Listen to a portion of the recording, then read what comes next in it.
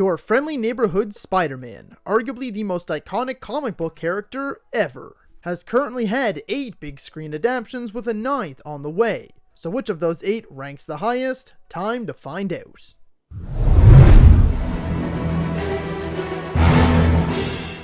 Hello ladies and gentlemen and movie lovers of all kind, and welcome back to the channel. As always, I am your host, Brett Murphy, and for today's video we are going to be ranking all 8 Spider-Man movies. Of course, Spider-Man being one of the most recognizable and iconic comic book characters of all time, right up there with the likes of Batman, Superman, Wolverine, Wonder Woman, and others. And one of the characters that has seen some of the most big screen adaptions. So today, join me in ranking all 8 of them from worst to best. And without further ado, let's hop right into things. Coming in at number 8 is The Amazing Spiderman. I'll start by saying I don't dislike any of these movies. In fact, I can quite easily find enjoyment in every single one of them, including this one. But it just so happens I find the least amount of enjoyment in this one. It has some major highlights, don't get me wrong, primarily Garfield, Stone, and Dennis Leary. It's well directed and has some truly great Spidey moments, but overall, it's just pretty boring. There was no need for this to be another origin story, and Lizard, being one of the most iconic Spidey villains, was just fine, when he should have been phenomenal, and the CGI hasn't aged well at all. Number 7, The Amazing Spider-Man 2. The issues with The Amazing Spider-Man 2 are that this movie arguably had the most potential of any Spider-Man movie, and ended up with the biggest missed opportunities. Andrew Garfield, I think, crushes it once again as Peter Parker / Spider-Man, as he was perfect for the role, and Jamie Foxx's Electro was also a stroke of genius. This film also has the most exciting and best looking action and web-slinging of any Spider movie. But as the film progresses, it quickly becomes too bloated for its own good and loses itself along the way to an undeserving ending. Number 6, Spider-Man 3.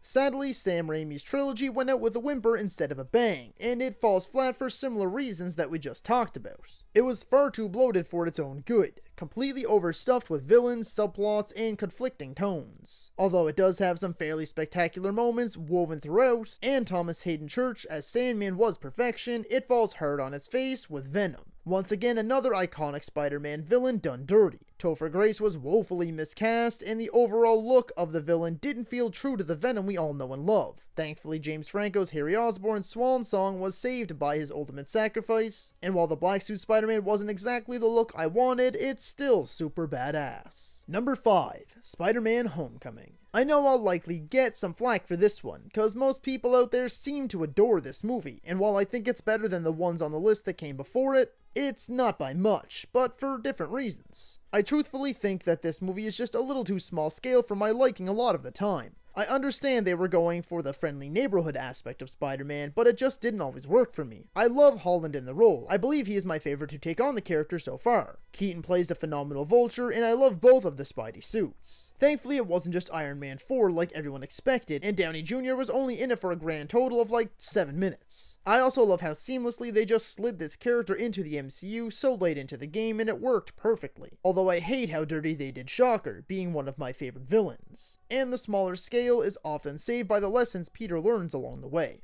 Number 4, Spider-Man Far From Home. Only slightly edging out Homecoming is Far From Home. I like how they went bigger here and took us someplace other than New York, but still maintain that Spider-Man feel. Holland once again kills it as Spidey and Peter, while the awkward and charming dynamic between he and Zendaya is fantastic. Gyllenhaal, as expected, stole the show as Mysterio, although his reason for villainy is just okay in my mind. The film is loaded with some truly breathtaking Spidey moments, but I find the CGI is really wonky in this flick. Honestly, it's quite bad fairly often. I'm sort of mixed on how I feel about the scale of the film in the sense that it came out hot on the heels of Endgame, and how it feels like they're more so forcing the MCU side down our throats here. However, I do love the relationship between Peter and Happy, the "you can't trick me anymore" scene, and of course that epic end credit scene. Hold on there for just a quick second. If you're enjoying the video, don't get stuck in that 90% who are currently watching and not subscribe to my channel. Be sure to hit that subscribe button right now in order to find more content just like this. And while you're at it, don't forget to ring that little bell icon, that way you can be notified about all of my latest uploads. And now, back to the video.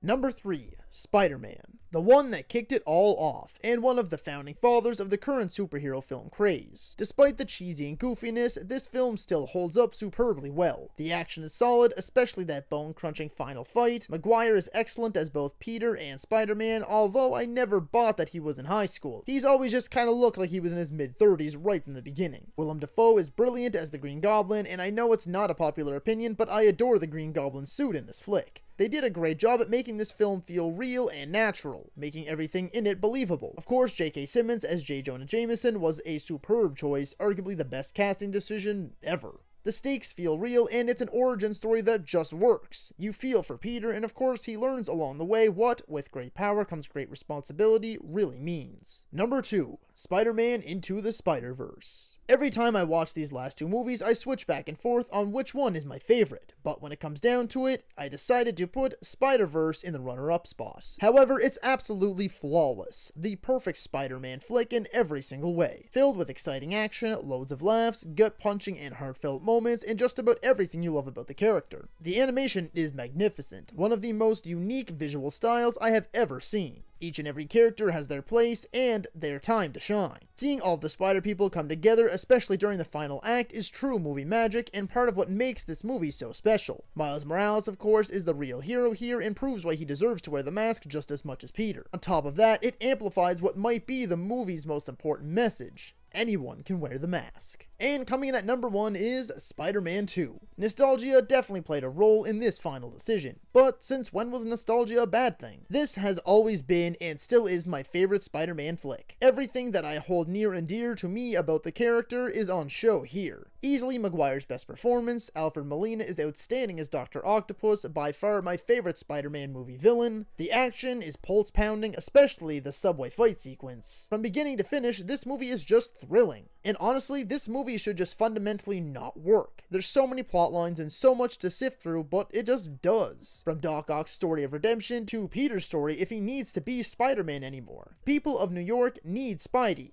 but do they need him more than his family or friends? Aunt May is on her own. He's been fired from his job, he's failing his classes, Mary Jane has moved on and is getting married to J. Jonah Jameson's son nonetheless. His best friend Harry blames Spider-Man for his father's death and wants him dead, and on top of all that, his mentor has turned into a supervillain. There is so much going on, but it goes so smoothly and without a hitch, leading to what might be the best Spider-Man story ever told. So that is all for today's video, folks. Be sure to let me know down in the comments if you agree or disagree with my ranking. And feel free to let me know what you'd like to see for the next franchise ranking. If you enjoyed that video, be sure to hit that thumbs up button. And if you'd like to see more content, consider subscribing to my channel and ringing that little bell icon. That way you can be notified about all of my latest uploads. And as always, stay safe. Thank you so much for watching.